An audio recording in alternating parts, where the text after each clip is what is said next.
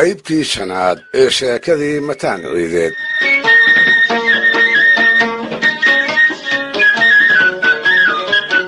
dhegaystayaal, muddo hadday mataan qoortu kor ugu taagnaydoo falalkiisii silloonaa iyo magaciisiiba bari iyo bogox lagaga haasaaway ayuu maalintii dambe geelooda dhexdiisa kadaloob u fadhiistay. hami baa ku soo kordhaye dhulkii buu jifeeyey. hal iyo faras baxdow ah ayaa mooladiisii ka batay. barbaar tuluqya waaweyn oo wada okobonna garabkiisa ayuu ku arkay. kolkaas buu istaawiyey rag inuu wax dheer yahay. waxay la ahaatay bili adduun inuu u soo maray. maxaa ka maqan ayuu isweydiiyey. allaylehe, doobni baad ku raagtay lagana roone waa ruux dumar ah oo aad alkumato degdegna aad ula aqal gasho, ayuu naftiisii ugu jawaabay. hawo guur baa ku soo korodhay oo talow teebuu gaataa, dadtayuu kala xididaa. tashi buu bilaabay oo duqow iyo abwaanno uma bayreene da'yartii ay isku garaha ahaayeen ayuu u leexday. wuxuu goostay gabadha uu guursan doonaa milge iyo qurux gayiga ciideed inanta lagu kuuniyo inay noqoto. dhaban dumar loogu xisaa ha ka muuqdo, magaceedu mid ay safruhu ku haasaawaan ha ahaado, ha ku aroorto qoys xoog lehoo awood iyo wardheeriba loo daayey. meel alla meeshii dab ka bidhaamayeyba dhallinyaro ayuu u diray. ciid oo idil ayay cagta soo mariyeen, iyaga oo indhaindhaynaya inantii mataan ciideed u qalmi lahayd ee uu raalliga ka noqon lahaa.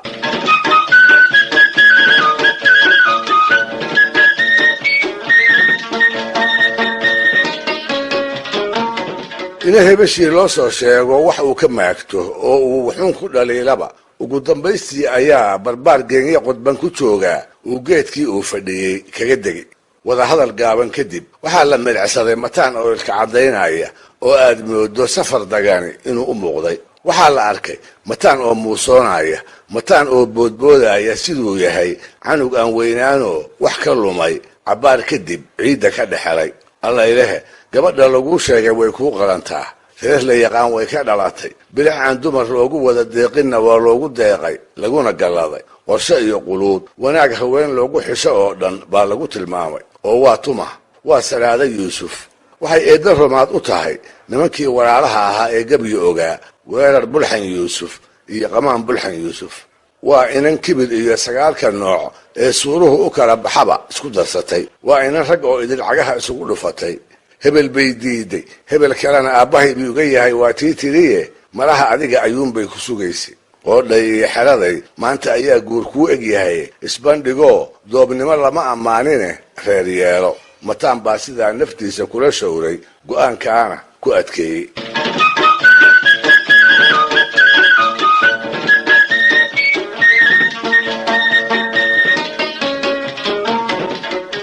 sideeda bannaanse guur waa doonis ama waa la bixide labada tabteebuu raacaa. ileen xodxodo iyo is-afgarasho ayaa ka horraysa. gabadhana hadal idiinma horraynine la bixid iyada haba soo qaadin. midda kale, tabta la bixidda waxaa u irkada nin cayra oo xoolo adduun ku yar yihiin, yarad badan in la weydiistana ka cararayee maxaa mataan uga dana. inuu doono ayay tara kaga dhammaatay. raggiisii kuwii uu ugu kalsoonaa ayuu urursaday. dabadeedna qoyskii ay salaada ka dhalatay ayuu fardihii u hensaystay. isla markiiba wuu u dadab galay. la isma haybsan oo waa la is yaqaan. waa xigta isku degaanahoo isku ceel iyo carshin ah. korkaas buu ma leexleexanine inuu salaado doonaayo reerkii diirka uga qaaday. gabdhaha oo la isu diidaa soomaalida xeer uma ahayne waa lala xaajooday. dabadeedna waa loo carab laalaadiyey. geel iyo fardo iyo yarad imisaad bixinaysaa doodu kama jooginoo lagu murmimayn. maxaa yeelay waxaa la ogaa mataan inuu yahay wiil hoog ammaan jecel oo diyaar u ah rag inuu ka fooro, xididkana wax sheeka reeba uu guddoonsiin doono. hawraarsan baa codsigiisii lagaga jawaabay. salaadana waa la siiyey. yarad mayro geel iyo gammaanba leh oo faraskiisa fayd la baxay uu ku jiro ayuu goor barqaa soo hortubay. faarax afey, cali dhan iyo nuurjiir maraweyntii salaado ay xigtada ahaayeen ayuu tacabkaa xeryaha ugu shubay. iyaguna wixii xidid laga filan jiray oo qalqaalo ah ayay ku dhaqaaqeen. raggu ha wada hadlo, gabar ha laysa siiyo, yaradna ha la kala qaatee. torow salaado arrintu halkee bay ka taagnayd? maxaa madaxeeda ku wareegayey? inuu mataan soo doonay oo hablo oo idil iyada ka doortay magallad bay u qaadatay mase laba calooliyo baa ku dhacay. waxay istidhi waxa geyiga ciideed rag ku dhaqan maxaa torow ninkan kaaga soo soocay?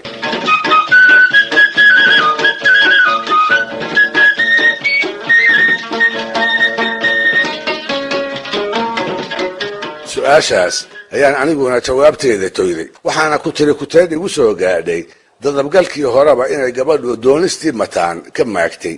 dumar iyo rag mid ay kula sheekaysatayba waxay ka ergaysay ninkaas habaar mooyee aan dhankiisa waana duca loola jeesan in la weydaarsho. malahayga waxay ka cabsi qabtay carruurta ay dhali doonto habaarka mataan ku larani inuu u gudbo, inuu fac ka fac ka hari waayo. hase ka maagto hana ka mashiiqsatee marna diidmo salaado uma bannaanayn. wax walba oo rag ku heshiiyey waxay ahaan jirtay inay dumarku raacaanoo rabbi iyo ragba wixii ay ugu taliyaan kama hor imaan jirin. inkastoo raggii hore qaarkood ay yaradka iyo aayaha hablahooda ay kolkol yaradka u xilan jireen, haddana run ma ahayn waalidka iyo jifadu halka ay gabadhoodu ku socoto inaanay u meeladayi jirin. salaado iyada oo taamaanka ku haysa ayay guurkii mataan hawraarsan tiri. ha yeeshee gugii gabadha inuu dhista laga sugaayey ayuu imaan waayey, fariinna ma soo dirin. xagaagii xigayna lama arag, dayrtii haddii la gaadhayna ma soo joogsan. waxaase yaab loo wada go'ay gugii labaad kolkuu da'ay welina aan wax wara xaggiisii laga helin.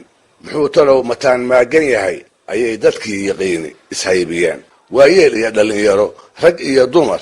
iyada oo wixii uu damacsanaa ay cidina suurayn la'dahay ayuu maalintii dambe tix gabay ah soo dhiibay. waxay ahayd tix ay ka muuqato inaanu inantaba dan sidaas ah ka lahayn, kalgacal sii ridanna aanu u haynin. bil soonqaad iyada oo lagu jiro ayaa dhallinyaradii salaado u timid oo waxay u sheegeen gebagabadii tixdaasoo ahayd: soonkan iyo soonkiis haddaad socotaday weydo iga samir salaadooy ilaah nimuu ku siiyaaba.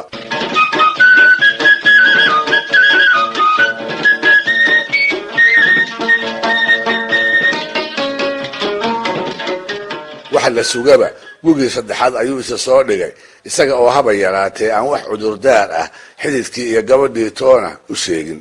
dabadeedna maxaa ku maqnayd intaas oogu iyada oo aan la weydiin ayaa aqal aan aqalla u ekayn loo dhisay. kashkaash iyo darmaladanoo raaxa loogu gamco ayaa loogu goglay. qumbayaal subag ah iyo tirbado oodkaca ayaa gasada loo dhigay si gaajo iyo diyahaalba ay agagaarka uga fogaadaan. fardaha ayaa lagu dabaaldegay oo laga dulgeeraaray. ammaantii gabadha ayaa lagu dheeraaday. dhallinyarada ayaa sacabka iyo jiibka isla heshay.